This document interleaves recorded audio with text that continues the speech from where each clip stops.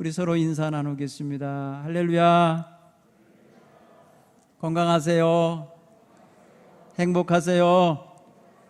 네, 여러분 이런 말 한마디 한마디가 능력 있는 선포가 되기를 간절히 축원합니다. 우리는 사회적인 여러 가지 현상 가운데 사회적 소외 현상이라는 말들을 쓰는데, 사회적으로 사람들이나 아니면 어떤 집단이 누군가를 또 어떤 기관을 이렇게 소외시키는 그런 분위기가 있다는 것이에요. 동물의 세계에서도 어떤 약한 짐승이 있으면 그 약한 짐승을 굉장히 괴롭히거나 밥도 못 먹게 하거나 따돌려서 결국은 도태되게 만들거든요. 그런 인간적인, 그런 동물적인 모습이 인간 사회에도 있는 것 같아요. 인간성이 상실되고 인간 존엄성을 무시하고 서로를 상호 존중하는 문화가 사라지면 거기는 동물적인 모습이 강하게 나타납니다. 예를 들어서 여러분, 사회적으로 커다란 그런 어떤 왕따 현상이 있습니다. 여러분, 유치원서부터 노인정까지 이르는 모든 사람들의 모임 속에서 나타난다는 거예요. 어린애들이 뭘 알겠어요? 안 할 것 같잖아요.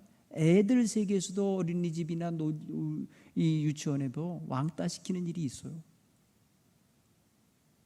그 누가 가르쳐 준 게 아닌데 그렇게 하고 있어요.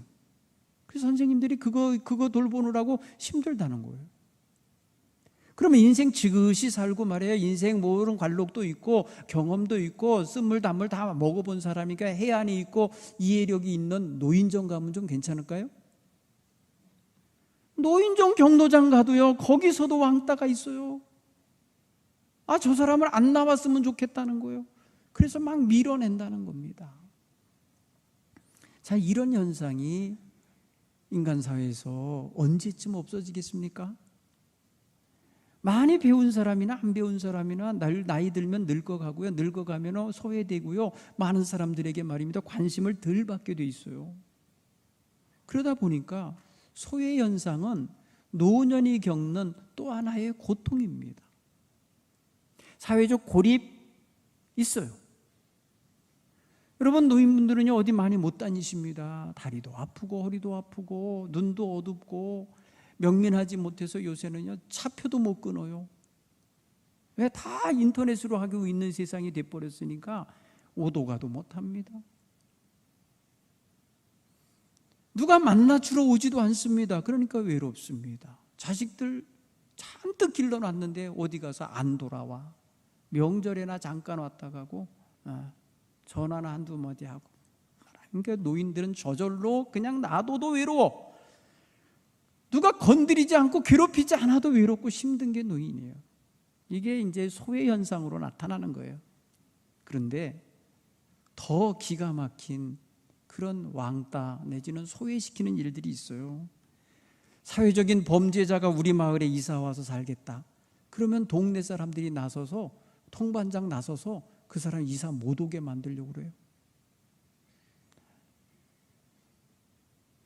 여러분, 성범죄 저지른 사람들이 발찌를 차고 있는데 그들이 말입니다 어디 있다고 공시를 하거든요. 근데 우리 마을에 몇 명 있다 그러면요 벌써 굉장히 두려워합니다. 조 아무개라는 사람이 형기를 마치고 안산 어떤 마을에 이제 연립에 들어가 살려고 이사 간다고 할 때 얼마나 사회적으로 사람들이 말에 관심 가졌어요. 그 좋아서 관심 가진 게 아니에요. 싫어서 그런 거예요. 오지 말라고. 여러분, 이런 현상이 이게 말입니다 오늘날 현대에 와서 생긴 걸까요? 아닙니다. 2000년 전 예수님 시대에도 이런 게 있었어요. 2000년 전 예수님 시대에 유대인들은요 사마리아인들 굉장히 싫어했어요. 사마리아인들과는 상종도 하지 않았어요.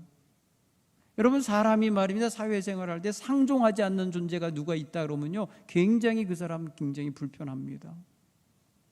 그림자처럼 여겨주거나 아니면 무시하는 거예요. 옆에 있는데도 인사도 안 하고 지나가고. 외면해보세요. 여러분, 그런 외면을 당해보고 그런 말이 소외를 당해보고 그런 왕따를 당해본 경험 있는 사람은 굉장히 내면에 아주 면도칼로 베인 것 같은 아픔이 있어요.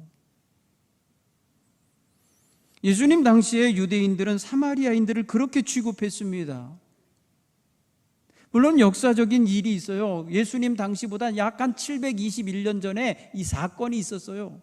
예수님 당시보다 약 한 거의 721년 그 나라가 북이스라엘이 망하던 때에 역사적인 현실이 있었어요. 아수르라는 나라가 북이스라엘을, 사마리아 왕국을 완전히 멸망시키고요. 어떤 일을 벌였냐? 그쪽에 있는 사람들을 잡아다가 끌어다가 포로로 끌고 가서 남의 나라에 흩어놓았고요.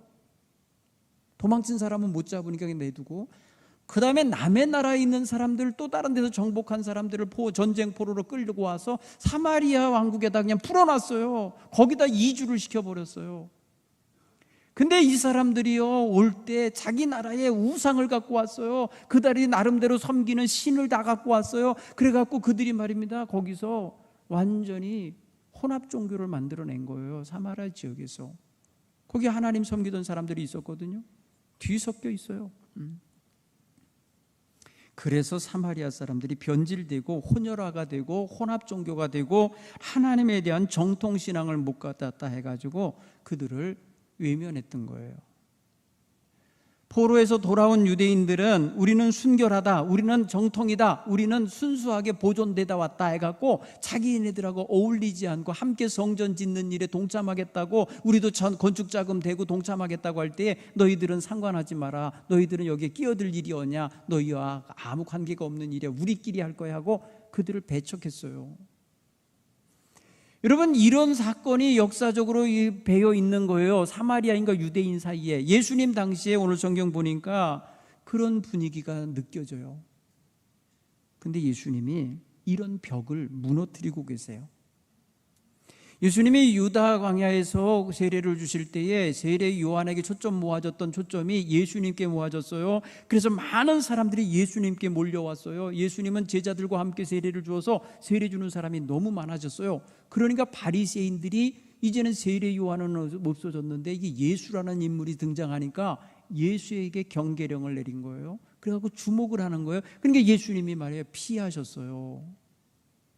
그 일을 그만두고요, 세례 주는 일을 정지하고 다시 갈릴리로 옛 마을로 돌아가려고 하셨어요. 그때의 요단강가에 강변으로 따라가면은 평지도 있고 습지도 있고 이렇게 해서 좋은데 그리로 안 가시고 예수님 사람들을 피해서 가시는 것처럼 해갖고 산악지대로 방향을 잡았어요. 서쪽으로. 그런데 그곳이 바로 사마리아를 거쳐가는 거예요. 오늘 성경 보면 사마리아를 거쳐가려고 예수님이 길을 잡으신 거예요. 방향이 갈릴리 쪽이 아니라 사마리아 쪽이었어요. 그러다 보니까 예수님이 가야 될 자리가 뭐예요? 당시에 유대인들이 싫어하는 자리, 유대인들이라면 찾아 들어가지 않는 자리, 거래도 하지 않아요. 장사하러도 안 들어가고 사람들 왕래도 안 하는 그런 데로 가신 거예요. 제자들은 왜 예수님이 이렇게 가는지 모르겠죠. 그냥 따라가는 거죠. 여러분, 먼 길을, 그 산악길을 걸어가셔서 수가성이라는 곳에 도착했는데 배가 고프고 목마른 때가 됐어요. 시장한 시간이에요. 목마른 시간이에요. 예수님은 우물가에 앉아 계셨고 누군가 물 들어오면 물을 얻어 마실 생각하고 계신 것 같고 제자들은 빵을 구하려고 시내로 들어갔습니다. 한 사람만 들어간 게 아니라 몽땅 들어갔어요. 예수님 한 사람만 달랑 남겨놓고. 왜냐하면 여러분, 사마리아 성에 들어갔다가 잘못 들어갔다는 의도 맞아요. 내쫓김을 당하여. 그러니까 여러분 다 떼거리로 간 거예요. 함부로 못하게. 제 상상이에요. 그랬을 것 같아. 예수님 혼자 남아 계신데 목마른 채로 있었어요. 그때 한 여인이 다가왔죠. 때는 6시라고 했습니다. 6시. 성경 앞쪽에 보면은 6시 밤. 그러면 공부해요. 낮 12시를 의미해요. 그러면 뜨거운 시간이에요. 그러면 여러분, 그 중동 땅의 12시에 그 햇빛의 뜨거움은 굉장히 지치는 시간이에요. 그런데 그곳에 우물가에 있지만은 있으나 마나 드레박도 없고 물을 퍼먹으실 수도 없었어요. 그때 여인 하나가 물을 기르러 왔다는 거죠. 얼마나 예수님에게 아주 기대가 되겠어요. 여인을 통해서는 물 한 모금 얻어 마셔야 되겠다 했겠죠. 여러분, 여기서 보세요. 예수님이 파격적으로 지금 유대인으로서 들어가지 않는 마을을 들어가신 것, 경계를 넘어가신 것, 울타리를 부순 거예요. 사람들이 보이지 않는 울타리를 쳐놓은 그 경계로 들어가셨어요. 그러니까 그곳에서 자연스럽게 생활하는 그곳 사람을 만나게 되는 거예요. 그 여인은 지금 예수님이 청에서 온 여인도 아니고 그가 예수님을 만나려고 온 것도 아니에요. 그냥 일상의 삶의 현장에서 만난 거예요. 일상의 현장, 물길으로 오는 그 현장에서 예수님을 만난 거예요. 여러분, 자연인으로서 만난 거예요. 그냥 자연스럽게 만난 자연인의 상태예요. 뭐가 예비적으로 준비되어 있고 예수님 만날 준비를 하고 온 게 아니란 말이에요. 예수님과 그 여인의 대화가 시작이 됩니다. 예수님은 가장 먼저 1차원적인 걸 가지고 대화를 시작하세요. 나에게 물 좀 다오. 당장 눈앞에 있는 우물이 있어도 물을 먹을 수 없고 목은 마르시니까 물을 마시게 해달라고, 물 좀 한 모금 달라고 여인에게 청할 때에 여인이 말합니다. 아니, 당신은 유대인이, 여기 보세요, 유대인이 남성이에요. 유대인 남자가 어찌하여 사마리아 여자인 나에게 물을 달라 하십니까? 여러분, 이거 사실 이렇게 물을 필요도 없는 거 아니에요? 우물가에서 목마른 사람이 물 좀 달라고 하는데 자연스러운 거 아니에요? 근데 이 여인은 벌써 경계하잖아요. 경계하고 유대인에 대하여 상종하지 않고 싶은 마음이 자기에게도 있는 거죠. 그런데 예수님은 지금 물을 달라고 하고 계신 거예요. 그러니까 이 여인은 그 당시의 문화, 그 당시의 상황, 사회적인 어떤 분위기를 여기에 담아서 얘기를 하는 거예요. 어찌 유대인 남자가 사마리아 여자인 나에게 물을 달라 합니까? 9절에 그랬어요. 이는 유대인이 사마리아인과 상종하지 아니함이로라, 이렇게 표현했어요. 상종하지 않는 관계였기 때문에 이게 있을 수 없는 일인 거예요. 당시에는 유대인들끼리라도 여자와 남자는 이렇게, 여러분, 한 자리에서 외간 남자와 여자가 함부로 만나지도 않아요. 그런데 여긴 지금 말해 상종도 안 하는 이민족 사마리아 여자와 예수님이 만난 거예요. 이 여인은 예수님이 누군지 몰라요. 그냥 유대인 남자라고 하는 그런 경계선을 가지고 있을 뿐이에요. 사랑하는 성도 여러분, 요한복음 4장 1절로 42절을 여러분들이 가서 읽어보시면 성도가 믿음을 갖기 시작하는 시점부터 해갖고 성숙하여 주님에 대하여 그리스도라고 고백하는 그 과정을 만나게 돼요. 신앙 성장하는 모습, 신앙의 성장이 일어나고 있는 모습을 발견할 수 있는 아주 좋은 샘플이 담겨 있는 이 자리예요. 이 여인을 한번 주목해 보셔야 돼요. 예수님에 대하여 뭐라고 그래요? 유대인 남자라는 선입견 내지는 그 판단, 그 기준을 갖고 대하고 있어요. 사실 이 관계 하나만 가져도 물 주고 싶지 않은 남자예요. 더 이상 말 섞고 싶지 않은 남자예요. 여러분, 목마른 사람이 물 달라는 거 너무 자연스러운 건데 그렇게 경계를 하고 있는 정도니 사회적으로 굉장히 상처가 되어 있는 거예요. 여인 입장에서는, 약자 입장에서, 불리한 입장에서, 갑을 중에서 을의 위치에 있었던 여자인 거예요. 그때 예수님은 계속해서 그 여인의 그 거절하고 쌀쌀맞고 냉소적인 반응에 대해서도 마다치 아니하시고 계속 이야기를 이어가십니다. 네가 만일 하나님의 선물과 네게 물을 좀 달라 하는 이가 누구인지를 알았더라면 네가 그에게 구하였을 것이다. 그러면 그가 너에게 생수를 주었을 것이다. 여러분, 이렇게 예수님은 새로운 차원으로 자기 소개를 하고 계신 거예요. 자기가 누군지를 네가 알기 원한다는 거예요. 네가 지금 너에게 물을 달라고 하는 내가 누군지를 알았더라면 네가 나에게 물 한 모금 주는 걸 아까워할 것도 아니고 도리어 내게 구했을 것이다. 내게 생수를 구했을 것이다 라고 말씀하시죠. 이 여인은 역시 예수님은 차원 높은 이야기를 하고 있는데 역시 1차원으로 받아들입니다. 아니, 물을 기울 수 있는 그릇도 없고 우물은 깊은데 당신이 생수를 어디서 얻어서 주겠다는 겁니까? 이렇게 반응을 해요. 계속해서 1차원적인 물에 머물러 있어요. 예수님이 주시겠다는 생수는 구원의 생수예요. 여인은 지금 예수님을 계속해서 경계하고 있는 거예요. 받아들이지 않고 있는 거예요. 여러분, 거기서 예수님에 대하여 이 여인의 생각이 굉장히 자기의 선입견이나 편견에 싹 사로잡혀서 더 이상 열어지질 않는 거예요. 이렇게 열리지 않아요. 그는 자기의 조상 자랑스러운 야곱이 이 우물을 주어서 수백 년 동안 자기들이 먹고 사는 것에 대하여 자랑스러워하면서 당신이 말이야 야곱보다 더 큰 분입니까? 이렇게 말하는 거예요. 자기네 최고 조상인 야곱보다 크냐고 물어요. 예수님은 거기서 단호하게 이렇게 말하죠. 이 물을 먹는 자는 다시 목마르려니와 내가 주는 물을 마시는 자는 영원히 목마르지 아니하리니 내가 주는 물은 그 속에서 영생으로 솟아나는 샘물이 되리라. 내가 주는 물은 영생하는 영생수가 되리라고 말씀하시니까 여러분, 차원이 다른 이야기를 계속 예수님은 이야기를 해주는 거예요. 지금 내가 줄 물은 이런 물이 아니야, 이런 거잖아요. 여인은 거기에서 생각이 이렇게 조금 업그레이드 됩니다. 아, 그래요? 그럼 그 물을 내게 주세요. 그래서 나 목마르지도 않고 다시 여기 물길로도 오지 않게 해주세요 라고 말하는데, 여러분, 이것도 오해예요. 여러분, 지금 예수님이 주시는 물은 이런 육신이 흡수해 먹어야 할 H2O로 구성된 물이 아니거든요. 근데 이 여인은 나로 하여금 여기 물길로 오지 않게 해달라는 거예요. 네. 예수님이 더 이상 얘기가 이 물 가지고 이야기 진척이 안 되니까 딴 차원으로 건드리십니다. 너 가서 네 남편을 데려와라. 그렇게 말합니다. 남편. 여러분, 당시 사회는요, 여인과 남편 사이는 마치 주종관계만큼이나 강력한 권위가 있었어요. 이렇게 하이라키가 있었어요. 여인들은 남편의 소유물 같이 여겨지던 시대예요. 그러면 이 말은 네 주인을 데려와라, 이런 식과 같은 거예요.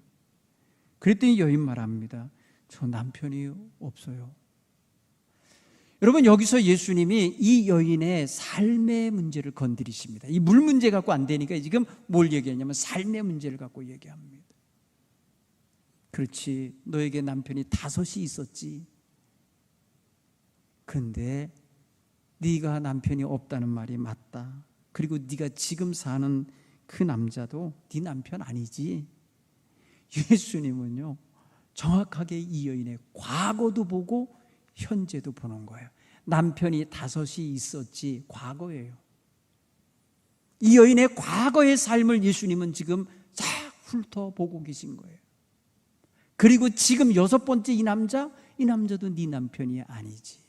그래, 네가 남편이 없다는 말이 맞다, 참말이구나 라고 말해요. 여러분, 여기서 이 여인이 깜짝 놀라죠. 아니, 유대인의 처음 보는 남자가 나의 과거를 아네? 나의 과거의 삶을 알게? 남편 5이 있었다는 사실을 알고 있네. 내가 이거 숨기면서 지금 급급하게 살고 있는데 이걸 다 아네. 여러분, 어떤 여자가 나 남편 5이 있었어요, 지금 6번째랑 살아요, 자랑하겠어요? 분명히 예나 지금이나 숨겼을 겁니다. 감췄을 것입니다. 그러니까 늘 그게 자기의 뭐가 되겠어요?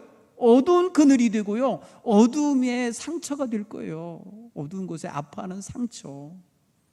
왜 여인에게 5명의 남편이 있었을까? 이 여인이 몸 파는 여자는 아니었을 텐데 남편이라고 한 걸 보면 결혼한 관계거든요. 그러면 남편이 죽었거나 남편에게 이혼을 당했거나 남편에게 버림받고 쫓겨났거나 뭐 이런 사연이 있는 거예요. 이 여인에게는. 그러니까 여러분, 남편이 5명이 있을 때까지 살아온 삶의 어떤 과정을 상상해 보면 너무너무 힘들고 눈물 나고 탄식하고 괴로운 일이 있었을 거라는 거예요. 안 그렇겠어요? 그 당시에 그런 사회에서 남편이라고 하는 권위가 강력하던 시대에서 남편이 5이 있었는데 지금 없지 할 때에 그 5이 남편 역할을 못했거나 아니면은 아내로서 그 대접을 못 받고 쫓겨났거나 버림받았다는 뜻 아니겠어요? 물론 유대법이나 율법에는요, 남편이 죽으면 여인은 자유로워집니다. 그 법에서 벗어납니다. 그렇지만 5명까지 갈아치울 정도면 이 여인이 말이에요, 능력이 있어서 그랬을까요?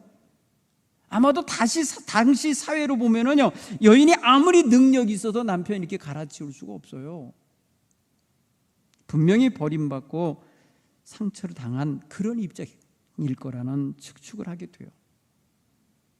그리고 지금 살고 있는 6번째 남편도 남편이 아니라 그냥 함께 사는 동거인인 거예요.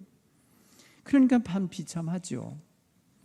그러니까 대낮에 물을 기르러 오죠. 여인네들 함께 모이는 아침 시간이나 저녁 시간에 모이는 게 아니고 그냥 모두가 움직이지 않고 다 집에서 그늘 속에 있는 그 시간에 이 여인은 아무도 모르게 물을 기르러 온 여인이 아닐까, 이렇게 추측을 할 수 있는 거죠. 외로운 여자예요. 불쌍한 여자예요. 지금 예수님은 이 여인의 이 삶의 경계로 들어가고 계신 거예요. 이 여인이 초대한 거 아니에요. 예수님이 지금 밀고 들어가시는 거예요. 이 여인은요, 예수님에 대한 인식이 바뀝니다. 유대인 남자로 경계하던 대상이었다가 자기의 삶의 과거도 알고 현재도 알고 있는 이분 대선지자시구나, 선지자 이렇게 여기는 거예요. 여러분, 인식이 바뀝니다. 19절에 여자가 이르되 주여 내가 보니 선지자로소이다. 유대인 남자가 아니야. 이제 정말 좀 더 권위가 있고 좀 자기가 상대하며 받아들이고 이렇게 따를 만한 준비가 이제 되어가고 있음을 말해줘요. 그러니까 거기서 자기는 선지자들이 그동안 얘기해줬던 이야기로 자기네들이 살아가고 있는 사마리아 지역에 있는 산, 그리심산, 그 산, 축복의 산에 거기가 예배의 처소로서 가장 합당한 데라고 말하는데, 유대인들은 예루살렘 시온산이 하나님 앞에 예배하는 산이라고 하는데 어떤 게 맞냐고 묻는 거죠. 예수님은 이 여인의 관심이 물에서 어디로 가요? 예배로 가고 있는 걸 보고 계세요. 이거 여러분, 예수님이 끌고 간 게 아니에요. 이 여인 스스로가 그리로 간 거예요. 이 이야기의 주제는 지금 여인이 꺼내낸 주제입니다. 예배 문제, 예배 장소 문제. 그때 예배에 대하여 예수님과 잠깐 대화를 하는데 예수님은 장소에 대하여 구애받지 않게 하죠. 이곳이니 저곳이니가 중요한 게 아니라 하나님께 신령과 진정으로 예배하는 게 중요하다고 가르쳐요. 하나님께서 찾는 예배자는 영으로 지으시고 영이시기 때문에 영으로 예배하고 진리로 예배하는 사람을 찾고 계시다. 하나님이 찾는 참된 예배자에 대하여 초점을 모아주세요. 예배 장소가 문제가 아닌 거예요. 이 여인은 예배 장소, 자기가 살고 있는 이 사마리아가 정말 나쁘지 않은 곳이라는 걸 지금 어필하고 싶은 거예요. 자기가 살고 있는 산이 이곳이 지역에 있는 그리심산이라는 축복의 산이 이게 좋은 산이라는 걸 자기들은 믿고 있으니까 그렇게 말하는 거예요. 근데 예수님은 시온산이든지 그리심산이든지 산이 중요한 게 아니에요. 장소가 중요한 게 아니라 하나님께 진정한 예배자가 되어야 한다는 것에 가르치시죠. 여러분, 이렇게 됐을 때에 이 여인의 관심은 어디까지 가느냐? 25절에 가면 또 한 차원이 높아집니다. 여자가 이르되 메시아 곧 그리스도라 하시는 분이 오실 줄을 내가 아는데 그분이 오시면 이 모든 것을 우리에게 알려주실 거라 믿습니다. 예수님은 그때 말씀하십니다. 내게 말하는 내가 그니라. 예수님은 지금 이 여인의 관심이 어디까지 갔어요? 그리스도 메시아에게까지 이르르신 걸 보면서 내가 그니라. 그래서 예수님이 자기소개를 하십니다. 이제서야 예수님과 여인이 진정한 만남을 할 수 있는 단계에 이른 거예요. 사랑하는 성도 여러분, 여기 보십시오. 이 여인의 단계를 보세요. 자연인이었어요. 상처투성이의 여자예요. 버림받은 여자여서요, 버림받게 만든 모든 조건을 다 경계하고 있는 여자였잖아요. 그러기에 유대인인 예수님도 경계했던 거였어요. 그러다가 예수님에 대한 인식이, 이분 대단한 분이네, 선지자구나, 내 과거도 알고 현재도 다 알아, 내가 말하지 않았는데 내 인생을 다 아네, 그러니까 선지자시구나.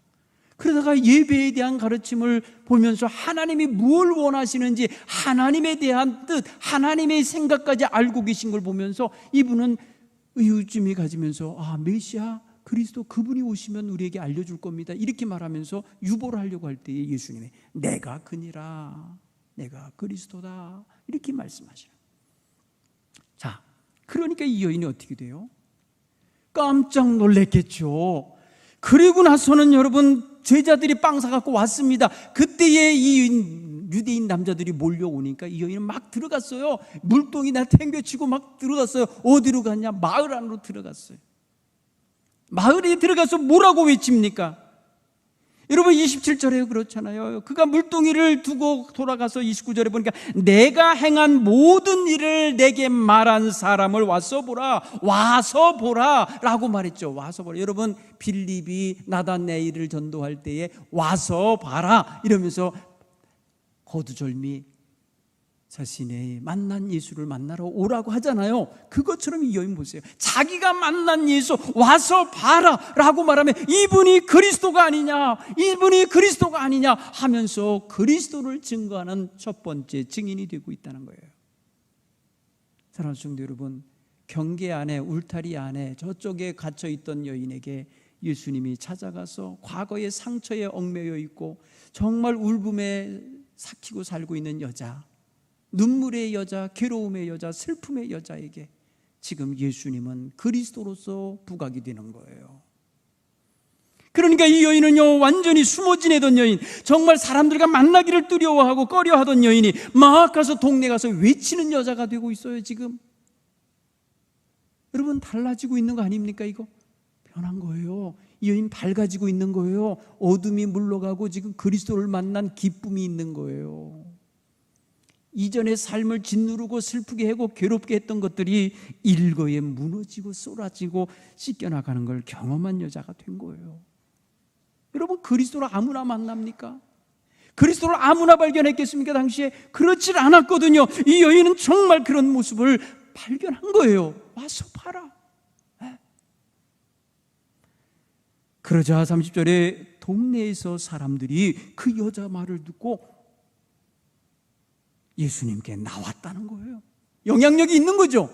영향력이 생긴 거잖아요. 보세요. 와서 보라 했다고 해서 동네 사람들이 몰려 나오면 이 사람 지금요 영향력을 끼친 거예요. 여자가 평소 같으면 무시했을 수 있고요, 평소 같으면 상종도 안 할 여자고요, 정말 가십거리나 삼았을 여자, 동네 사람들이 그동안 이 여인을 어떻게 대했을지 몰라요. 이 여인이 스스로 외롭게 쓸쓸하게 슬픔 속에서 홀로 갇혀 지내질 않았을 거예요. 왜냐하면 사회가 그렇게 만드니까 이 여인도 위축됐었을 거예요. 그런데 자기가 행한 일, 과거를 밝혀주시는 분이 오셨다 말을 하니까 사람들이 관심을 가진 거예요. 그래서 많은 사람들이 예수님께 나갔어요. 여러분 39절에 보면 이렇게 해요. 여자의 말이 내가 행한 모든 것을 그가 내게 말하였다 증언함으로 동네 중에 많은 사마리아인이 예수를 믿는지라. 아니 과거를 밝혀주고 과거에 대한 이야기를 터치했는데 그거 갖고도 믿었어요? 그러더니 이들이 청합니다. 자기들에게로 들어오셔서 우리 마을에 오셔서 우리 마을에 들어오셔서 머물다 가십시오. 머물다 가십시오 했어요. 예수님을 초대한 거예요. 여러분 경계하던 벽이 무너진 거예요. 이들인들 유대인들을 좋아했겠어요? 그런데 경계하지 않은 거예요. 지금 예수님 한 분만 모시고 들어간 게 아닐 거 아니에요. 예수님의 일행들이 있잖아요. 제자들이 다 같이 들어간 거 아니겠어요? 청하여서 예수님이 거기서 이틀을 유하셨다 그랬어요. 이틀. 여러분 이틀이면요 많은 대화할 수 있어요. 음식을 먹어도 벌써 6끼를 먹어요. 그렇죠? 그러면 말입니다, 먹고 자고 대화하면서 사람엔 교제가 일어나요. 알게 돼 있어요. 그러니까 여러분 이들이 어떻게 돼 있습니까? 41절에는 예수의 말씀으로 말미암아 믿는 자가 더욱 많아 이렇게 되어 있어요. 믿는 자가 더 많아졌다는 거예요. 예수님의 말씀을 듣고 난 다음에 더 많은 사람이 믿었어요.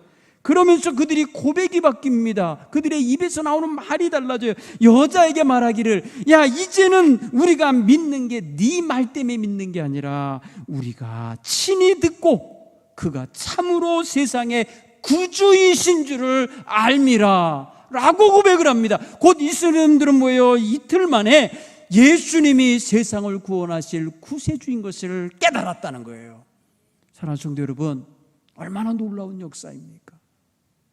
여러분 예수를 만나니까 한 마을이 다 변하는 거예요. 믿습니까? 따라서 해볼까요? 예수 만나면 인생이 변하고 가정이 변하고 마을이 변한다. 멋있잖아요. 여러분, 우리나라 기독교 역사에 멋진 이야기가 있습니다. 저 강화도에 가면요, 홍의마을이라는 곳이 있어요.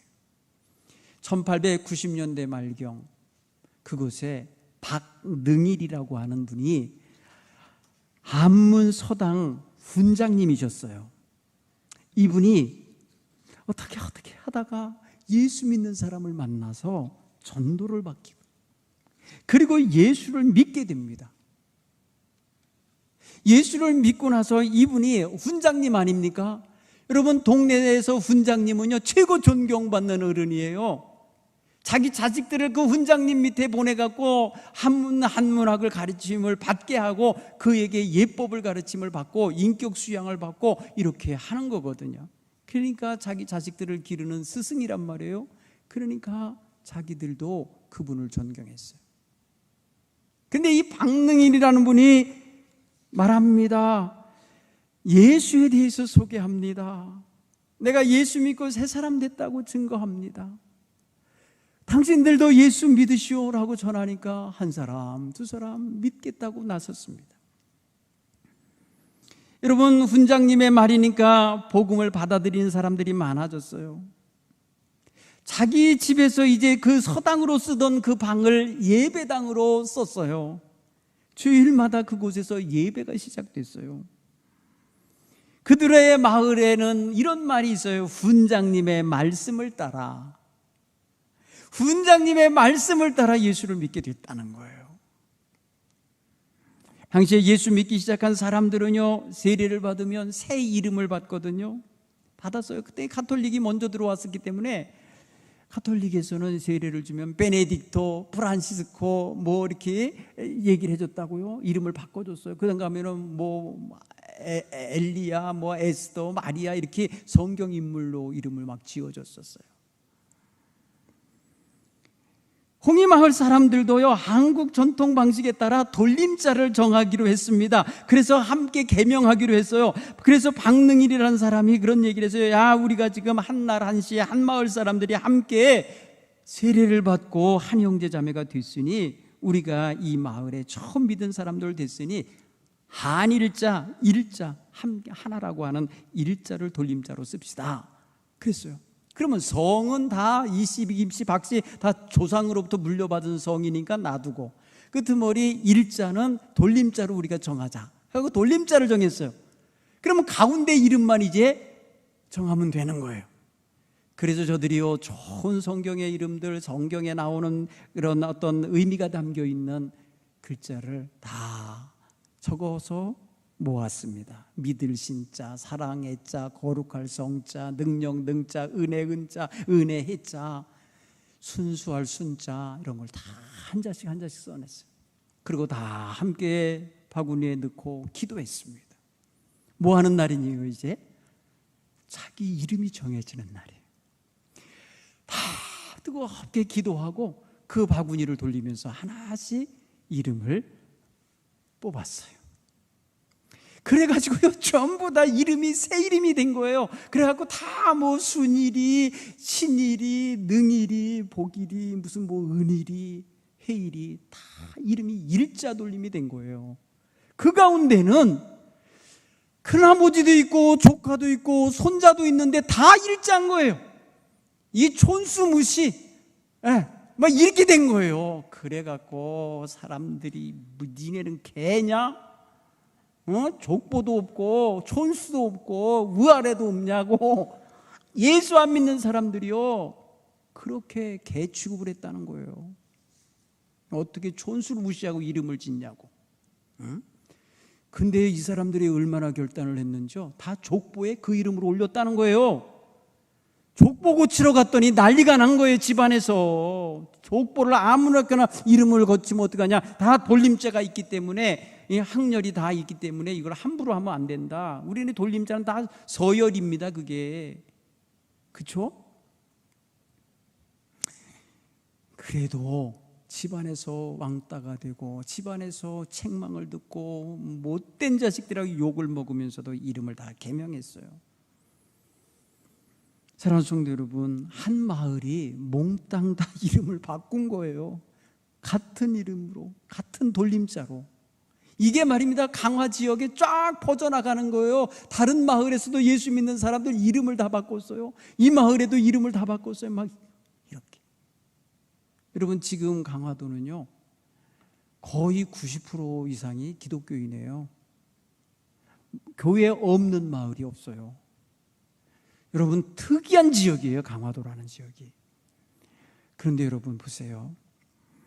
우리가 예수를 믿으면 변하는데 그 변했다고 하는 걸 가장 잘 드러내는 것으로 바꾼 것이 이름이었던 거예요. 이름을 바꿔버렸어요. 그 이름을 부르면서 나는 이제 새 사람이 되었고 새 이름을 가졌고 새롭게 사는 사람이 되었다라고 이렇게 고백을 한 거예요. 사랑하는 성도 여러분, 오늘 우리는 예수 믿고 무엇을 변하여 새 사람 된 증거를 갖고 살아가나 돌아보십시오. 굳이 이름을 바꾸는 거라면 얼마든지 우리는 할 수 있어요. 그런데 더 중요한 게 있잖아요. 우리의 심성과 우리의 심령 중심이 하나님을 온전히 나의 구원자요, 나의 조물주요, 나의 창조자라고 고백하고 예수님을 나의 사랑의 주님, 나를 구원해 주시는 그리스도라고 고백해낼 수 있는 이런 마음가짐이 먼저 자리 잡아야 되는 거 아니겠어요? 여러분, 이 수가성 사람들 더 이상 이 여인에 대하여 왈가왈부하거나 비난하거나 조롱하지 않았을 것 같아요.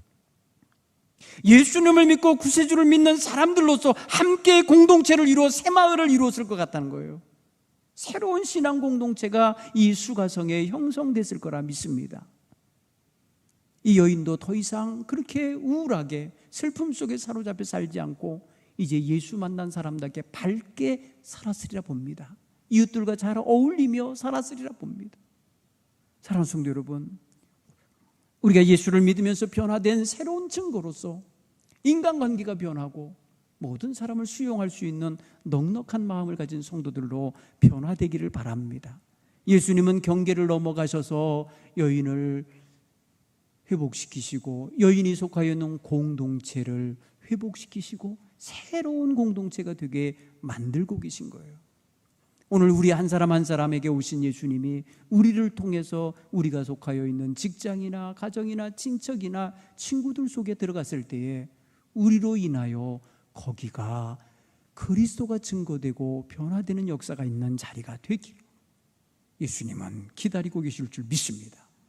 오늘 저와 여러분 이러한 믿음을 가지고 하나님 앞에 설 수 있고 기도할 수 있길 바랍니다. 우리 찬송가 우리 함께 부르겠습니다.